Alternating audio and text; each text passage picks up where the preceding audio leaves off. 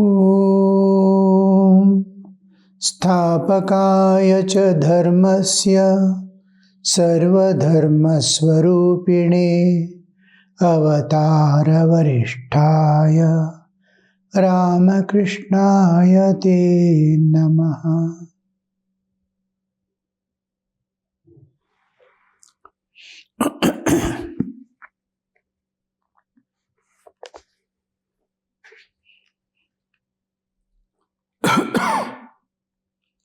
Presently, Sri Ramakrishna returned from the pine grove. The devotees noticed that he was in an ecstatic state and was reeling like a drunkard. After reaching his room, he regained his normal state. The tendency of Sri Ramakrishna is always towards the absolute, towards the divine. When he sees any object, he penetrates into it and sees the inner content, the spirit pervading it. Whether it is matter or living beings, it is same. One unbroken, continuous existence is passing through all, so that he experiences that. So he is always in a state where the material world is just an appearance and the inner light is clearly visible, like bulb that is giving light. When you see a bulb giving light, no more you'll be aware of the bulb, you'll be aware of the light alone. That is the vision of the Master, and he is to be in ecstatic state because it is bliss absolute. Many devotees gathered in the room. Among them was a newcomer.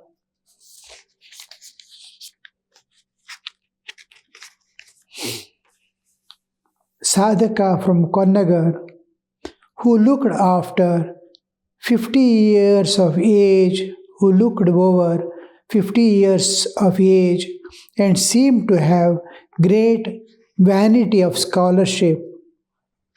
Master stood in the middle of the room suddenly and said to him, "He came here, Naren." Narendra was engaged in discussion with Hazra and a few others on the veranda. They could be heard from the room. Master, referring to Narendra, the chatterbox, but he is now much worried about his family. Yes, sir, it's true.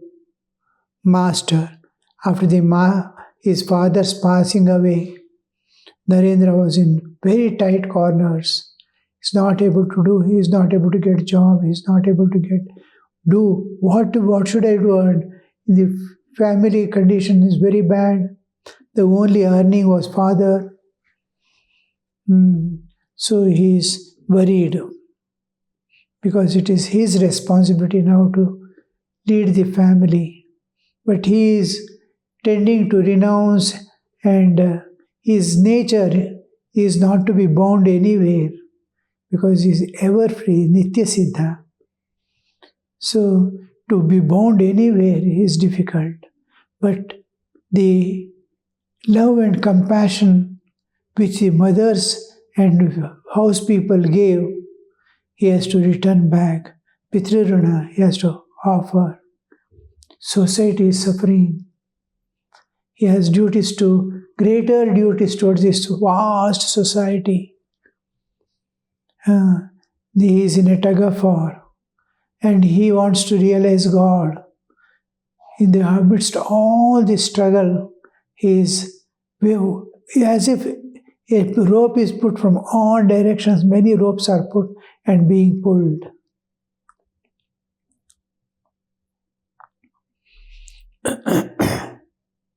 Master, once he said that he would look upon adversity as his good fortune.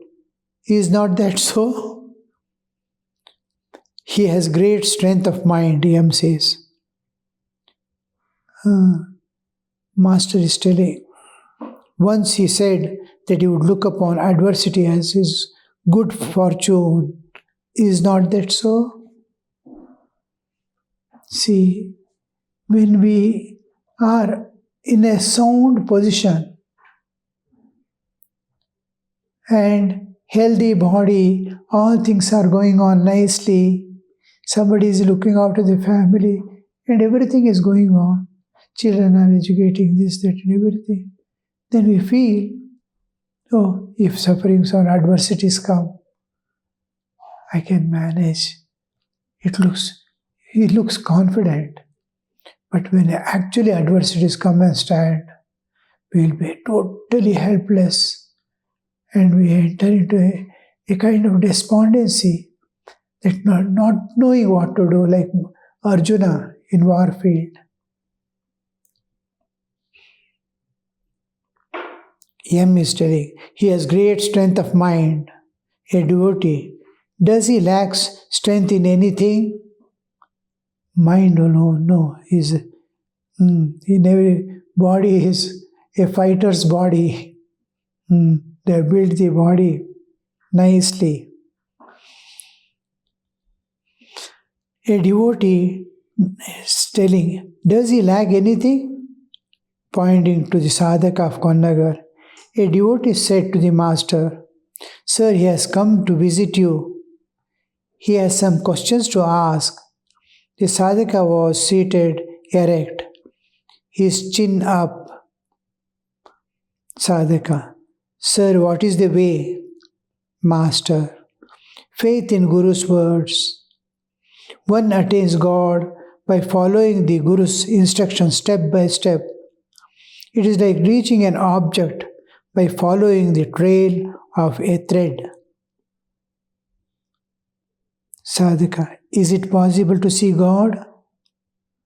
You see how Sri Ramakrishna is answering his question, what is the way?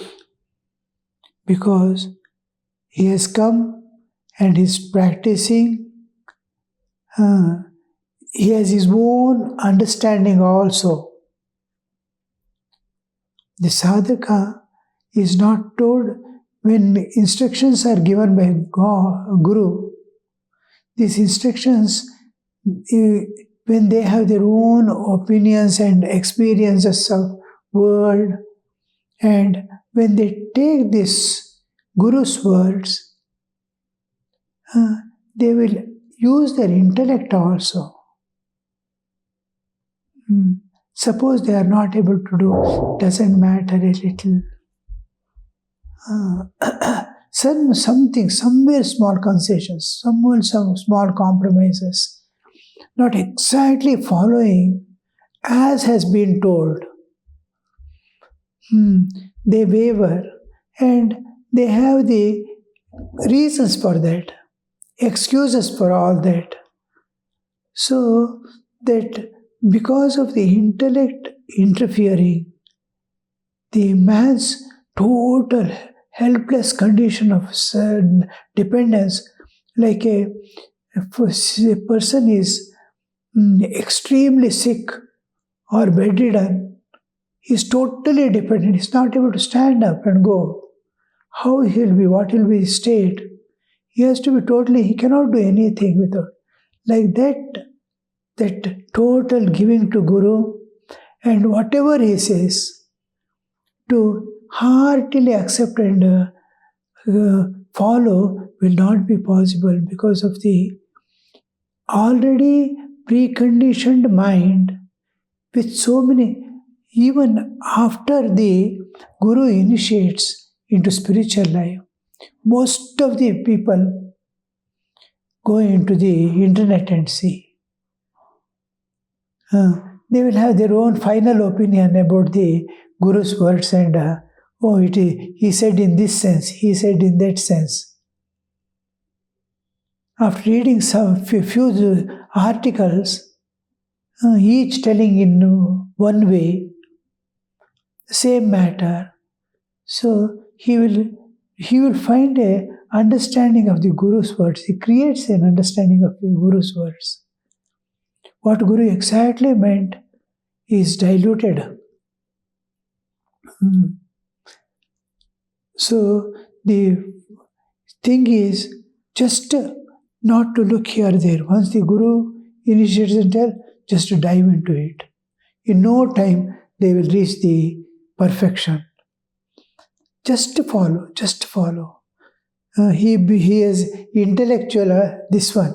The way in which they question, the way in which they ask, itself shows he is a more an intellectual person than the spiritual aspirant. Hmm. Sadhaka, is it possible to see God? Master, he is unknowable by mind, engrossed in worldliness. Even slight traces of worldliness are there.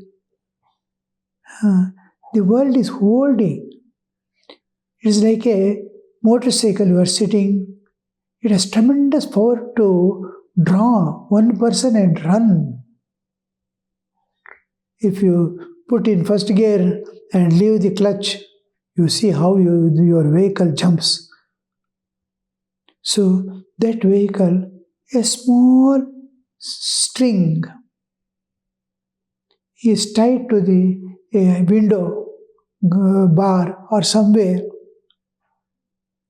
Any amount of accelerator, wheel might turn, but it will not move forward. One part, the last tail part is tied. Whole vehicle is free, but it will not go.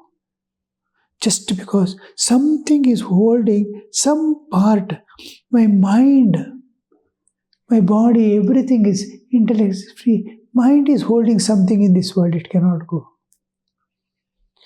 A long password or a few letters of password in computers.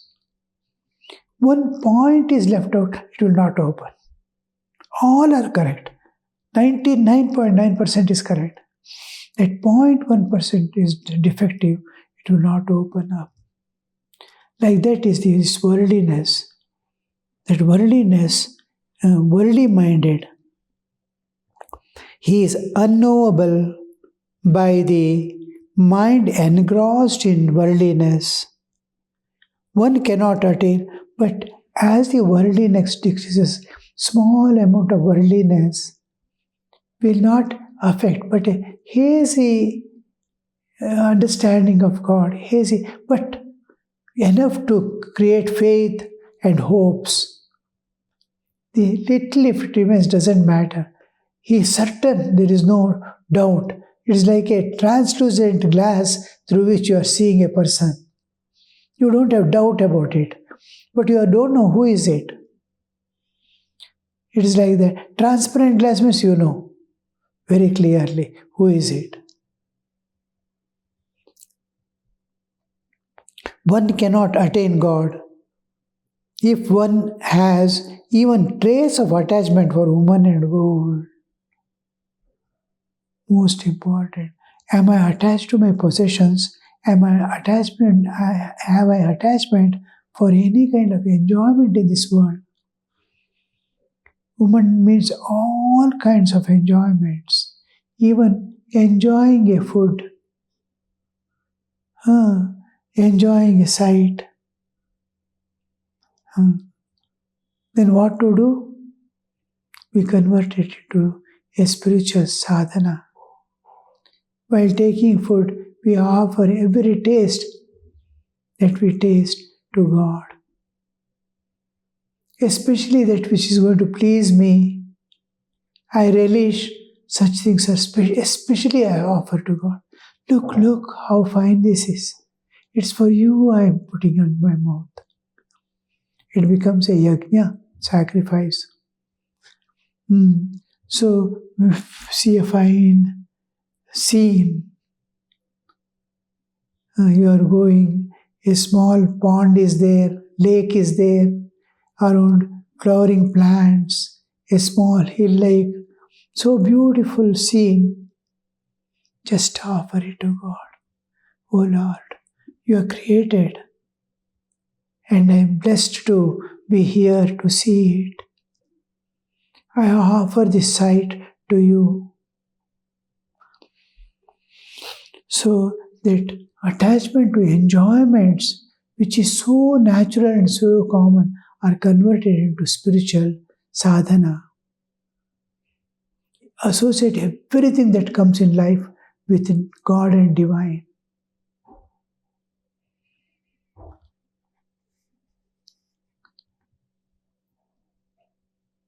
But he is knowable by the pure mind and pure intelligence.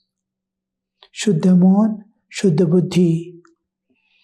The mind and intelligence that have not the slightest trace of attachment.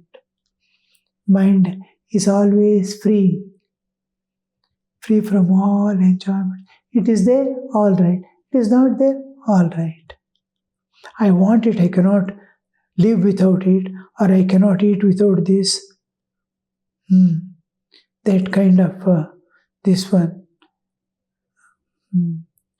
After our Brahmachari Diksha, we will have the Havishanna, just boiled items, separately crushed and made into balls.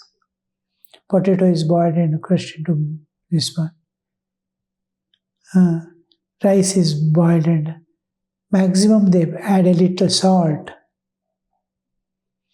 and make ball and give. While eating, the brahmacharis will be thinking, oh, how to eat this? Many enjoy it. Many take it as a blessing. Some people who are accustomed to eat spices, very spicy food, they'll be finding it. If a drop of pickle is sufficient, they will think. A small chili piece was there. The taste remains. The Bhagavad Gita says, Rasavarjam rasopyasya. One who has become rasovarja. A person fasting is away from food and he looks as if he has controlled his senses. But when the fasting is over, when he is fasting, then also the taste has not gone. The desire to eat it has not gone. He is fasting. He is not taking food. But taste it. Rasavarja. It becomes rasavarja parandrishtva after having realized the God. For realizing God, there must be the rasavarja state. Once the desire and taste for enjoying goes away, whether an object is there or not, it doesn't matter. Good and bad, right and wrong, everything becomes same because you're transcended both and standing beyond them. Just like you're woken up from sleep, dream, and in waking state you are remembering your dream, whether it was painful or joyful, it doesn't matter, it is same. We have to go beyond the dualities.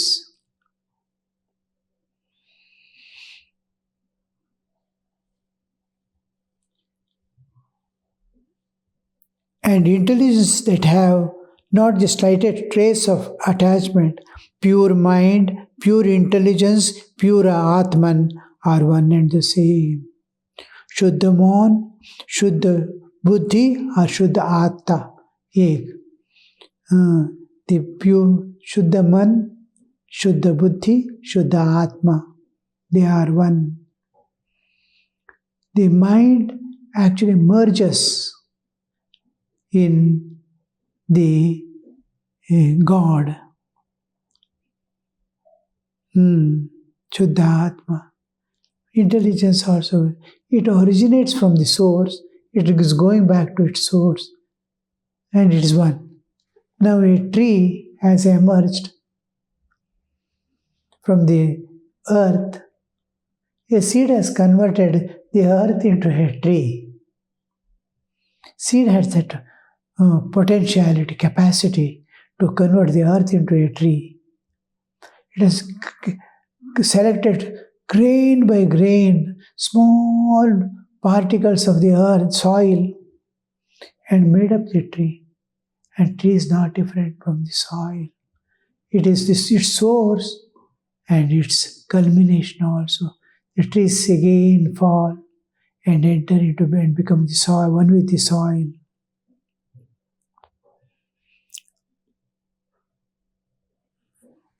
That's why he says Shuddha Buddhiman. It is not something adulterated. It cannot merge. It dissolves.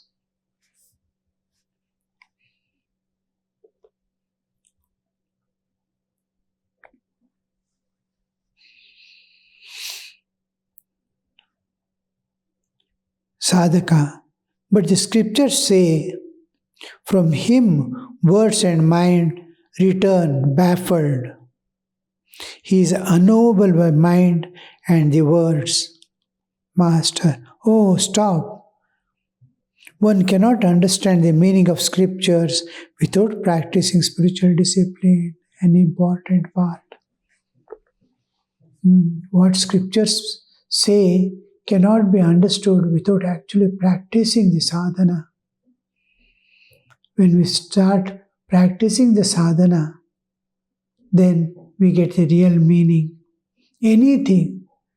Now, music, suppose you read the whole philosophy of music of any country or any tradition, Chinese music, American music, Western music, all this. You study, but exact what it means, we generally understand. But the exact meaning of it, we don't understand what it means. Because we are not accustomed with the sound variations, the subtlety, the variations. Just like another example you can take is swimming. You may analyze the whole swimming theory, how the body floats, how the body is pulled by the hands, everything. You'll not exactly know what it means. We theoretically, if you get it down and get into water, you will see you're sinking. You're trying to beat the hands and beat it will not float at all. You'll be sinking more and more. What is said meant by swimming and making the body float, you will know only when you start entering into the water and practicing it. Then exact meaning. Like scriptures. When you start the sadhana, what was told in the theory, you will get to understand. It is something like secret. It looks like secret, but it's not secret. But it's open secret. You can only get the word meaning. So it becomes very difficult situation.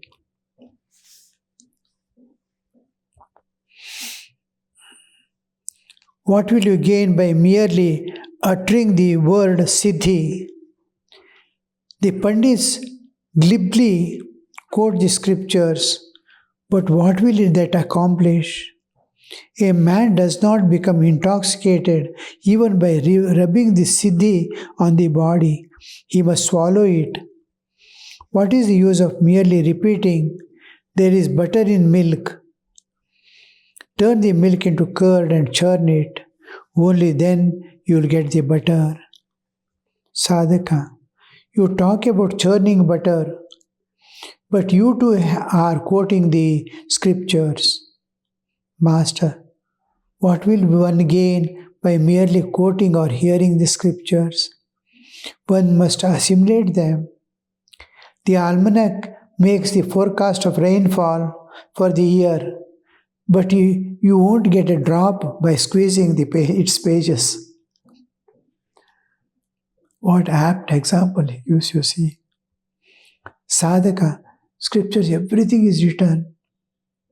You may learn by heart everything, but realization doesn't come. Realization doesn't come at all. You must strive.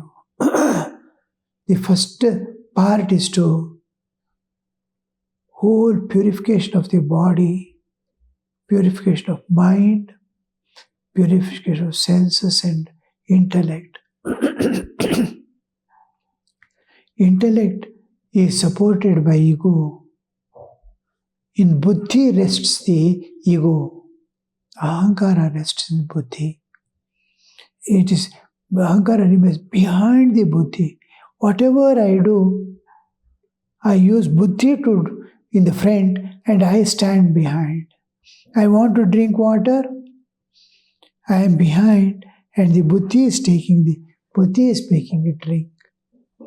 So everywhere ego is embedded in the buddhi, intellect, and standing behind the buddhi. It's not visible. It comes out only when ego manifests, that is anger. When anger comes, buddhi hides behind. His ego comes forward. Kama, krodha and all are such things that buddhi, such a intelligence, such a knowledge, suddenly he loses in anger. How he loses in anger, you see. That we see here, that whatever you do, you have to see that the buddhi is able to maintain its balance. Mind is able to maintain its balance. Then it will be all right. Constant struggle is going on within. So we see Shuddha Buddhi, and last, when Shuddha Buddhi penetrates and tries to find the reality, it is able to find the search for the reality when it has become, otherwise it will be hazily moving about here and there with so many thoughts and all.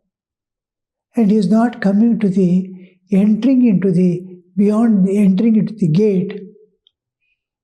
So it will be just moving around. The huge fort is moving about.